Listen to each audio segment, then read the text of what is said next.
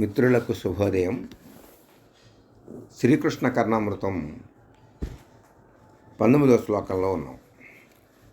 లీలాసుకుడు శ్రీకృష్ణుని యొక్క వేణుగానరవయము చేత ఆనంద నిమగ్నులై అరమోట్పు కనులతో ఆనందిస్తూ ఉన్నటువంటి గోపికలను వర్ణిస్తున్నాడు ఈ శ్లోకంలోను. ఆ ముగ్ధమర్దనయనంబుజ చుంబ్యమాన హర్షాకులౌరజవధూ మధురాననేందోః ఆరబ్ధ వేణురవమాది కిశోరమూర్తే రావిర్భవంతి మమ చేతసి కేపి భావాః.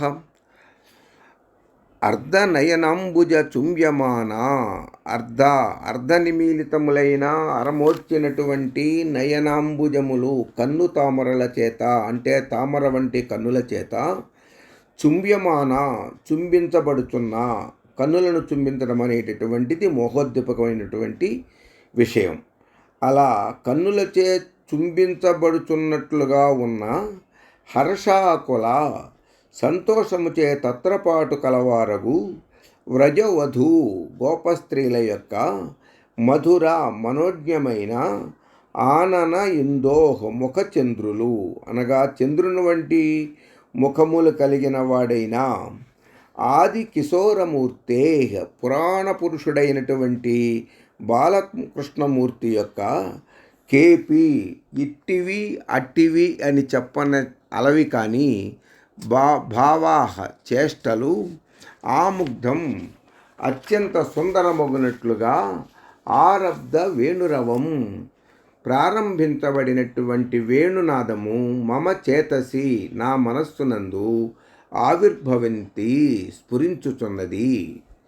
ఆది కిశోరమూర్తి వేణురావము ఆరంభించి ముగ్ధములైన భావాలు అందిస్తున్నాడు.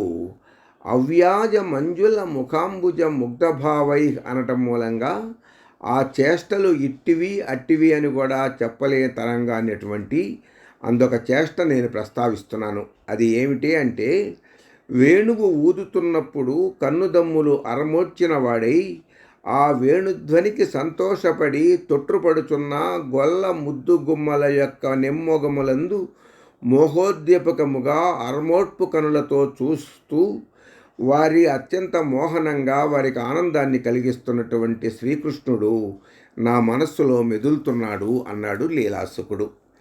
దానికి తెలుగు అనువాదం వేంగణామార్చునిది.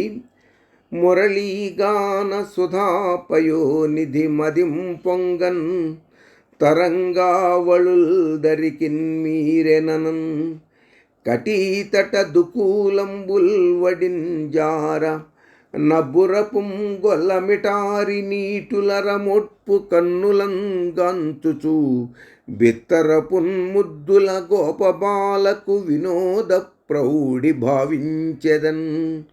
వేణుగానము విని సంతోషం చేత తత్రపడుతున్నటువంటి గొల్లపడుచుల యొక్క చంద్రుని వంటి ముఖములందు అరమోర్చిన కన్నుదామరలను మరులు పుట్టునట్టుగా నిగుర్చుచు మురళీగానము చేస్తున్నటువంటి పురాణ పురుషుడైన బాలకృష్ణుని యొక్క ఇట్టిది అట్టిది అని వర్ణింప నలవి కానటువంటి అతి మనోహరమైన శృంగార చేష్టలు నా మనస్సులో దోబూచులాడుతున్నాయి అంటున్నాడు లీలాసుకుడు.